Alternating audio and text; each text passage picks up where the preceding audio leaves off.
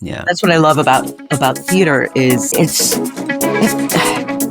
we get to put on these roles and tell these stories that are about our lives and how hard life is and how wonderful and rewarding it can be, but how hard it is and where those two things conflict.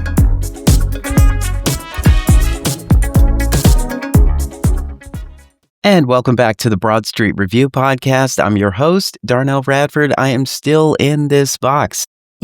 Around it's quiet in this box. It's solo, but I do get to bring guests into the space. They get to leave, but I'm stuck in here for some reason. But today, I'm in the virtual studio with Susan McKey, who is a part of Hedgerow Theatre's production of Fly Me to the Moon, which is, if you're listening to this, it's on stage now. So go get tickets. Fly Me to the Moon is by Marie Jones, and it's directed by Emma Gibson.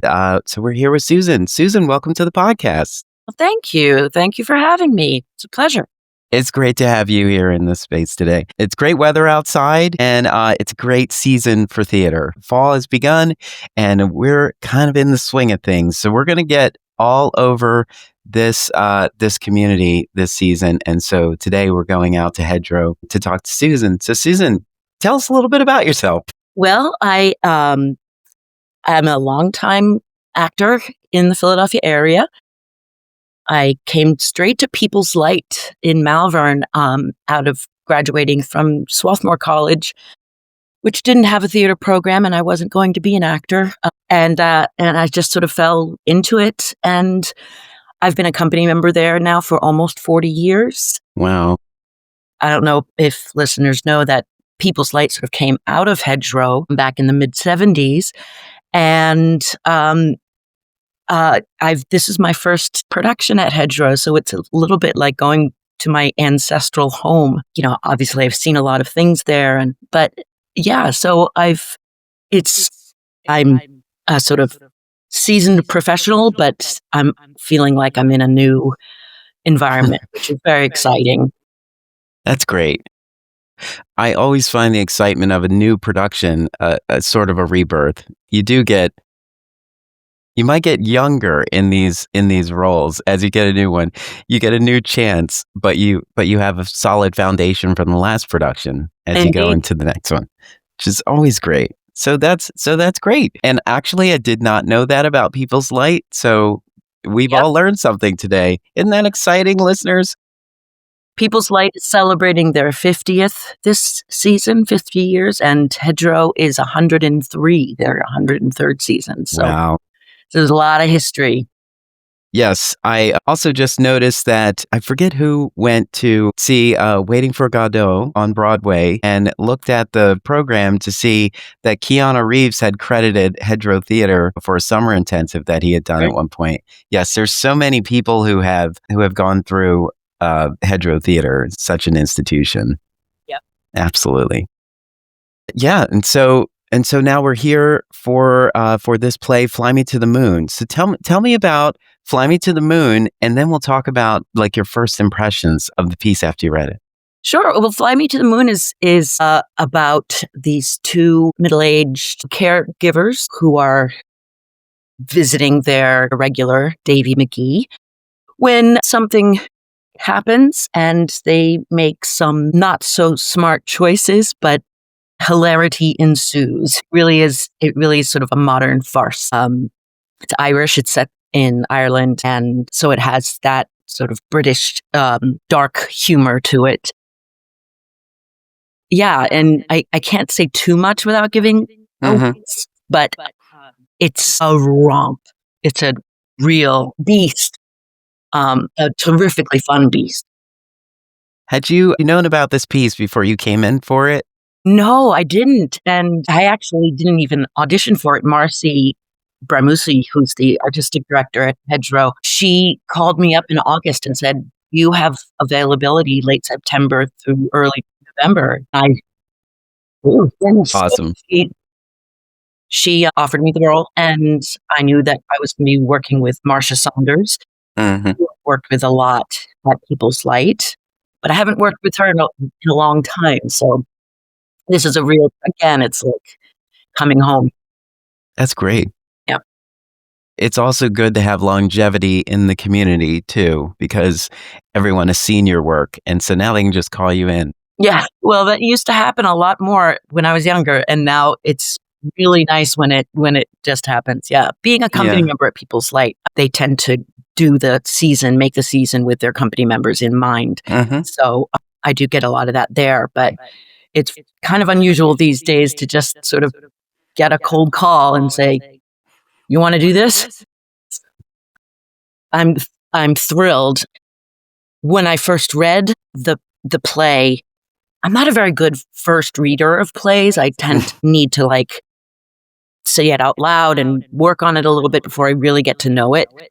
But it was funny at first, and I always know a play is truly funny if upon first read I laugh out loud. So Great. And so you read it on your own, but did it really sunk in when you sat at the first table read? yeah, well, it's a two-hander, so it's just Mm, me and Marcia on yeah. stage for about an hour, and there's a lot of talking and, obviously dialect. So Marcia and I actually both started working on all the lines, at least 2 to 3 weeks before we even sat down for Mm, table read. So I got really we both got very, very familiar with the piece, and actually at the first table read, we were about 70% off book already. So that because the rehearsal process was very, very tight. At Hedgerow, being a smaller theater, we can't work as many hours as we can at a bigger place at People's Light. So we knew that our rehearsal was going to be jam packed and that we really had to get off our feet. And particularly for it being a farce, the timing and the relationship between both of us, Marcia and I, just has to be rock solid. mm. So it was only like a 2.5 week rehearsal period and then just a couple days of tech. So we really worked our butts off. Are you seeing that as a trend in productions you've done recently? Like that time frame, like we don't have a ton of time. Yeah, unfortunately, we are seeing that. Fortunately, for the past many years at People's Light, we are giving ourselves a little more time because we're doing a lot of original musicals like the pantos every other year, or new adaptations of Christmas Carol, which has a lot of music in it. And so we try to give ourselves at least 3 or 4 weeks. Oh, well, it has to be at least 3, preferably 4, even 5 weeks sometimes of rehearsal, because there's, Mm, particularly when it's an original piece, yeah, there's just so much to do. yeah. But yeah, unfortunately, that is the trend. Very short rehearsal period. But I also think it is good practice if you can get your hands on the script ahead of time to get familiar with it so that you walk in the room and you're really just trying to iron down, like, here's some spots that I read it and I read it, and these are the ones I want to focus on to work in. So tell us about Loretta. Loretta is, I think, charmingly naive, as opposed to Frances, Marcia's character, who is grounded and scheming. And Loretta is deeply follows the rules, just tries to do everything right. And so when she's sort of coerced into making some dumb choices, we see her very much out of her comfort zone, which manifests itself in Loretta as like utter panic mode. And so she's very physically stressed out and panicked. And yet I think she's pretty charming. Yeah. So this is a two-hander, but there is another character, Davy McGee, but we never see Davy. No, Is we that never true? do. Yes, but Yeah. right there on stage with us, um, you can't see him because he's in the bathroom. side of the door, but my character interacts with Yeah. Francis does not. Good reason for that, and I don't want to. As a, to not giving it away. It's so much fun to try to talk around like the parts that would give it all away because we're just being cryptic. And I hope the listeners are saying like, you know what, I gotta go. Yeah, it's really, really fun to act, to tell this story with another character who's just so important and is literally on stage with us, even though nobody can see, the audience can't see him. But there's actually not an actor there. Yeah. You know what I mean? It's really fun. Like those stories, it's because you're constantly wondering, and it gives you, as the audience or whoever's experiencing it, the more of an opportunity to dream and think about, I wonder what this guy looks like or what this person looks like, and maybe some of the ways they're being described, you can kind of attach them to someone in your own life. Like, that sounds like my uncle, or that sounds like my grandpa. Yeah, it's funny because the play is so smartly written in a way that these women work with Davy every single day, and yet they're constantly trying to figure out who he is. And that's just a delightful way that the play unravels. Unravels. That's it. And Emma Gibson, the director, has done a terrific job of directing the three of us on stage. Originally in the original script, the bathroom where Davy McGee was off stage, like you didn't see the bathroom door. And Emma's like, no, I really want to see the bathroom door. I want to know that Davy's just on the other side of that. So it's really fun and very much part of this story is these two women trying to figure out who is Davy McGee. It is so interesting. I think our listeners can relate to sort of a work environment where you work very closely with people and you know enough that you need to know to work with them, but you don't know a whole lot about them. Like, you think you know me, but you don't know anything at all, Yep, absolutely. Absolutely. And these two women, they're good friends and they work very closely with each other, but their modus operandi is so completely separate. That's where a lot of the humor comes in. And we learn a lot about these women from the get, who their children and grandchildren, that they all live in the same house. They're very poor, are religious to an extent. One's Catholic, one's Protestant, which is a very Irish thing. And so we learn a lot about them, and then we end up learning a lot more about Davy, which is really fun. Did you get to chat with Marcia before starting rehearsal? Yeah, no, we worked together. I would go to her house, like I said, for 2 or 3 weeks. We would go, a couple times a week, and we would.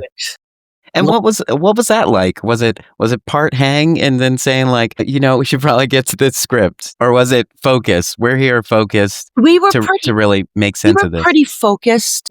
Our first couple of times we were just trying to figure out, who these women were and what their relationship to each other is, what their relationship to their families are, because we hear a lot about their families, and not giving anything away, like what they're sort of trying to do from the opening of the play. And so we did a lot of that. And then we would work for an hour and a half or 2 hours, and then we'd have a glass of wine together.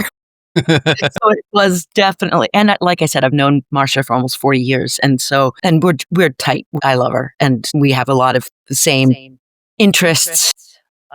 We love our chickens and we love our garden. And so, it would always end up as a hang, but we're really hard workers. I have to say, we're both pretty hard workers. And we love working hard. So we would do that with each other. That's great. Let's talk about the director, Gibson. Talk about how Emma sees this piece and sort of how she imparted her vision onto you. Yeah, it's funny because, I love Emma and I've worked with her a little bit before, not as a full-on director, but I've done a couple of readings of one of her plays, and I know her through Marcia, and she is such a brilliant actor's director. She's so good with actors because she's also an actor and a playwright. And so she really trusts our instincts. And she was the one who, because upon first reading it and first starting to work on it, I wouldn't have called this piece a farce. And when day one, she's like, this play is a farce. And I have a lot of experience with farce and British panto and now like People's Light's version of pantos. And as soon as she said that, it all clicked. I could play the humor and let myself go big and broad. And she kept encouraging that. So it was like free reign. Yeah. So I know, like a generic, not digging down sort of mindset of a farce. Usually when you say there's a farce, there's a question about, are there a lot of doors on the set? There's one very important door. And then we have a Foley door, which is, sound effect door, which is off stage. But that's important too, because that's door to come into the house. But that one door to the bathroom, we put a lot of weight on that. Well, I guess if you're talking at that door, there is a back and forth going on. Perhaps it is farcical. Yes, it is. It definitely is. It's just sort of modern, realistic farce, if that's possible. I know it would probably hate me using the word realistic, but it's something she says. It's truth-like, but not truth-sized. It's way bigger than truth size-wise, but it still has to be truthful. Nice. Yeah. So, going on the description, because we're not giving away this story at all. There are themes of economic hardship and senior loneliness. And I wanted to get your take on these things. Let's talk about senior loneliness and how you discuss that in the room and what you think people should know about it that we may not know. Yeah, it's a really important and poignant part of this story where Davy he's 84 and he is alone, and we learn a lot about how alone he really is and how his interaction with his caregivers is really the only interaction with other people that he has. I think it's so funny because I'm starting to do standardized patient work, and I know Hedgerow is reaching out to older communities who are struggling with memory issues, dementia and Alzheimer's and such. And it's such a huge ingredient in our lives these days. We have so many older people who have trouble being taken care of or trouble with money, a lot of the same things that we talk about in the play. And so again, that's the truth kernel that we have to treat very truthfully, but then it gets blown way out of proportion. And so we can laugh. But it's a true, and it's one of the sort of, like I said, poignant parts of the story is what they discover about Davy and how their ideas about him change, and how important he is to them as well as them to him. Yeah, I think it's interesting when you're talking about loneliness, because there can still be a sense of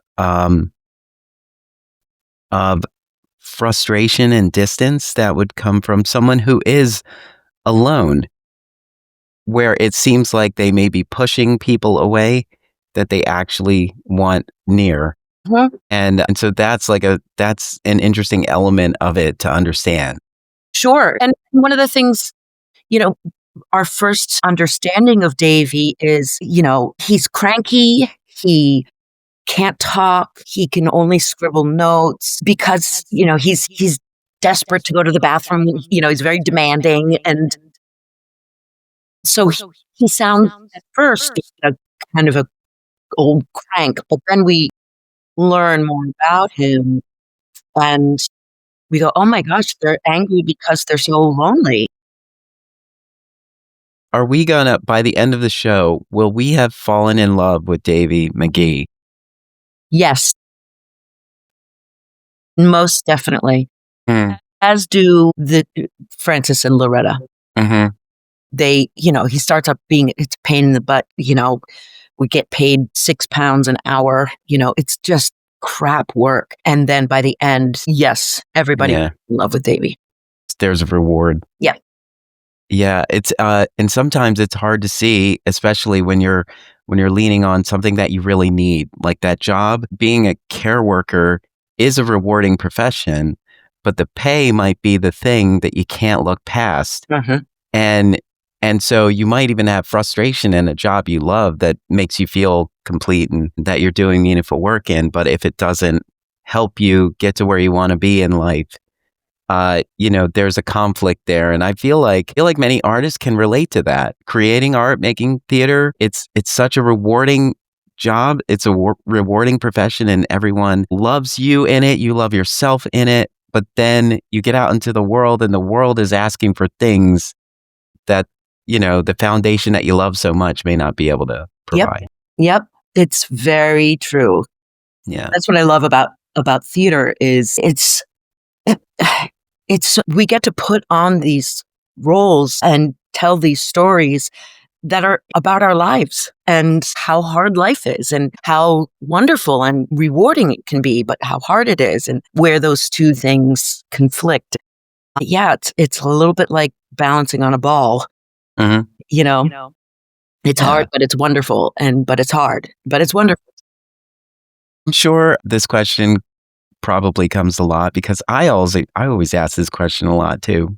This is your profession, but when you walk out, when you get out of rehearsal or when you're finished a performance, are there elements of this show that come along with you? Always and never. It's a weird thing. When I was younger, I used to have a hard time separating from these stories, and I would bring my work home with me in not a healthy way. And I've learned to not do that in a not healthy way. What I've learned in my dotage is to observe your real life, with the exact same precision and wonder and curiosity that you have to bring to the work, the telling of the story, and have that same remarkable wonder at observing and taking it in. And this is my life. And look at that story over there that I never even noticed before. Um, and it's something that I love to teach when I teach non-actors, Hmm. not just kids, but adult non-actors. It's like that joy of telling a story for the first time. You can carry that through life and in your regular job. And oh, wow, I love how that color looks different in this light. Silly things like that. Or, thinking about el- elderly people that I meet on the street. Like, I wonder if they're lonely. Hmm. It's the kind of stuff, the sort of curiosity that the character has to have. We all should have that curiosity and the joy of, Yeah. I think we all kind of smile a little bit when we see an older couple walking, just being somewhere together. You're like, great, yeah, you're together. yep, Because we all do understand the value of that companionship of just having somebody that is part of your foundation that lets you feel like you're not alone in the world. Because you can be in a crowded room and still feel lonely. absolutely. If you're not making a connection with the people in the room. Is there a moment in the show that stands out for you, or is that like, oh, I love that. I just love that. There's so many to pick from. One that doesn't give away the story. Yeah, Loretta's not the sharpest knife in the drawer, and I love the moments where she thinks she's made a discovery and it's completely naive. Her big solution at the end of the play, which I can't give away, is so delicious to sort of dive into the absolute ridiculousness. And like this thing will never work, but Loretta is so excited about it and works it out. So, and there's another moment where she goes into the bathroom and then comes out and assumes that something ridiculous is happening. And Francis is like, that cannot be happening. So there's moments where Loretta's naivete is just so delightful to play. What do you hope an audience walks away with from this experience? I heard a guy in the front row at the end just started clapping and just went, "That was great." And he just had this satisfying, he just spent an hour with this story, and it was a satisfying hour. It's only an hour long, and it feels like, I mean, it goes by so fast, but we jam a lot into the hour. And I really hope that they get a sense of a satisfying, piece of live theater that, they might go, so what does happen to Loretta and Francis? I want them to be able to ask questions, and what does Davy McKee look like? But that it's satisfying, and that's, I heard a gentleman, he just sounded so like, oh, what a great hour I spent. And I think, these days it's just, when things are tough, it's nice to have a satisfying laugh and release, It is so funny. We love our craft, but we love a short story as well. Well, that, to pack so much into this piece. And apparently Marie Jones, she wrote this version, this 1-act version, and then it started taking off. And so then she wrote a 2-act version. And when Emma and Marcy read it, they're like, it's not as fun. It's not as funny. It just doesn't have that pace and that, literally satisfying, sensation at the end. It goes too slowly. And so that's what I hope people walk away with, like, oh, that was worth it. That was so worth it. That was really funny and really ridiculous, and also about real things, that matter, that we can't always laugh about, but when you have a character making ridiculous choices, then we can laugh at it. Absolutely. Well, everyone, now that you're excited as I am, you're going to make the trip to Hedgerow Theatre Company to see Fly Me to the Moon by Marie Jones, directed by Emma Gibson, featuring Susan McKey and Marcia Saunders. It's on stage now through November 2nd. Go to the website, hedgerowtheatre.org, and get tickets. That's tickets plural, because theater is more fun with a +1. Absolutely. Susan McKey, thank you so much for taking the time to chat with me and to unpack Fly Me to the Moon. I love when a show is short and the interview is trying to weave around, like, this interview is half the length of the play itself. And we had a full rounded conversation. Susan, thank you so much. And we'll see everyone at the Hedgerow. It was truly a pleasure. Thank you.